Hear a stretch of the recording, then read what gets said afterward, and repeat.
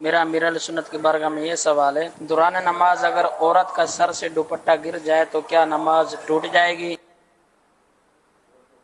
فوراً اٹھا کر اگر سر پہ رکھ لے، یعنی اس طرح رکھ لے کہ بال چھپ جائیں، بال چھپنے ان کے ضروری ہے نا، تو 3 سبحان اللہ سے پہلے یہ اگر بال چھپانے میں کامیاب ہو گئی تو نماز نہیں ٹوٹے گی. اور اگر پہلے سے ہی دوپٹہ اترا ہوا نماز شروع کرے گی اور بقدر مانے، یعنی جتنا منع ہے اتنے بال کھلے میں تو نماز شروع ہی نہیں ہوگی، پھر نہیں ہوگی. یہ دوران نماز اترنے کا مسئلہ عرض کیا گیا کہ 3 سبحان اللہ والا. جیسے کہ قبلے کی طرف سینہ ہونا یہ شرط ہے نماز میں.